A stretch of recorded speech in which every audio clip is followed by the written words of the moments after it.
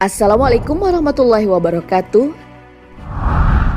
Sahabat beriman, selain 25 nabi yang umum diketahui, ada satu nabi utusan Allah Subhanahu wa Ta'ala yang tidak kalah pentingnya untuk kita ketahui kisahnya. Ia adalah Nabi Daniel.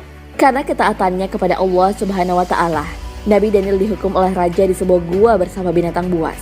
Lantas, siapa raja yang mengurung Nabi Daniel bersama ratusan singa? Mengapa makam Nabi Daniel disembunyikan Umar bin Khattab?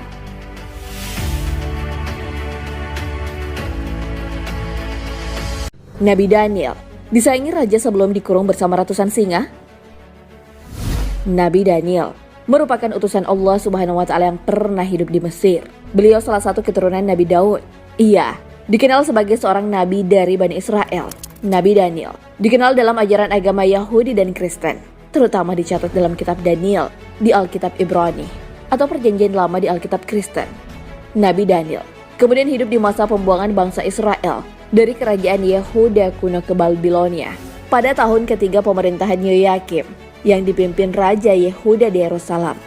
Saat itulah datang Nebukadnezar yang merupakan Raja Babilonia yang datang dengan tujuan mengepung kota tersebut.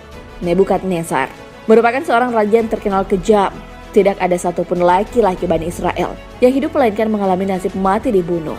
Anak-anak dipisahkan dari orang tuanya dan dilatih untuk mengabdikan diri untuk sang raja. Anak yang memiliki keistimewaan akan disaring untuk dapat mengabadikan kepintarannya kepada sang raja.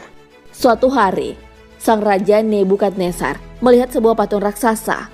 Patung itu berkepala emas, lengannya dari perak, tubuhnya dari tembaga, dan kakinya berasal dari besi.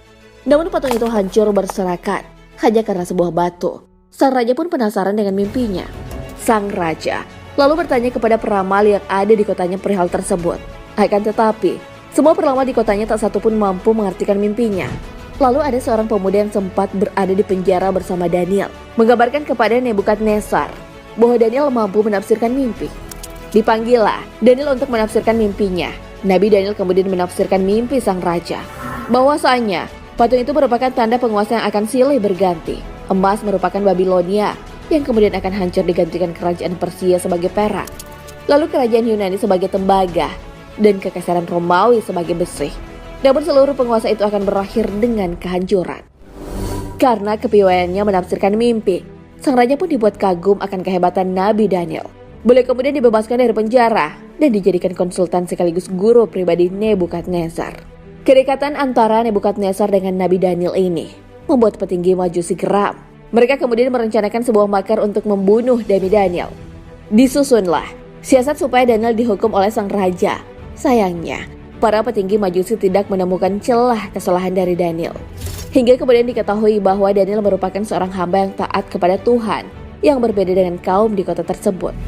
Karena perbedaan itulah, petinggi Majusi mulai menghasut sang raja. Hal ini karena Daniel dirasa tidak menghormati para dewa-dewa yang disembah oleh mereka.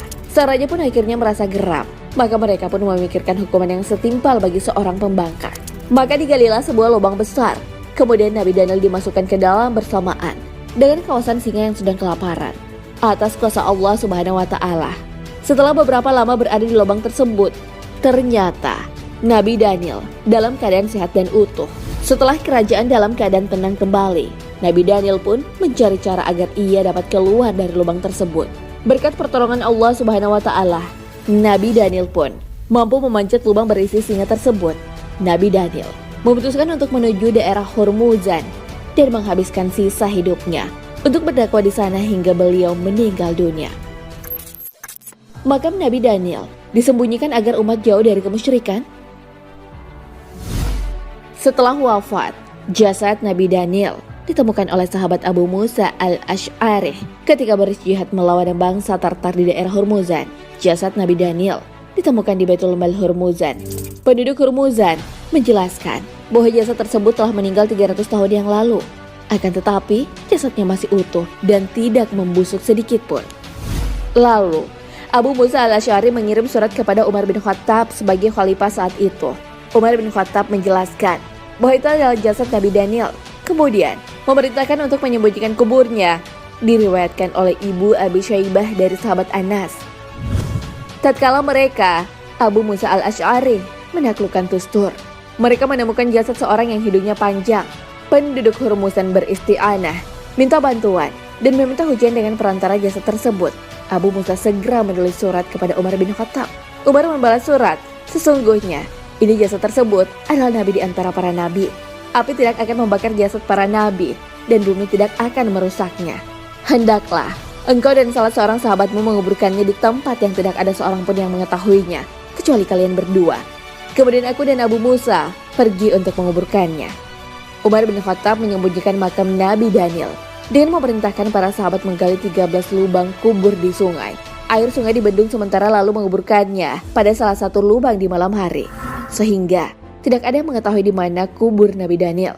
Tujuan Khalifah Umar bin Khattab menyembunyikan makam dari Nabi Daniel karena dikhawatirkan akan membuat manusia terjatuh dalam kesyirikan, yang mana kesyirikan merupakan dosa paling besar dan paling dilarang dalam agama.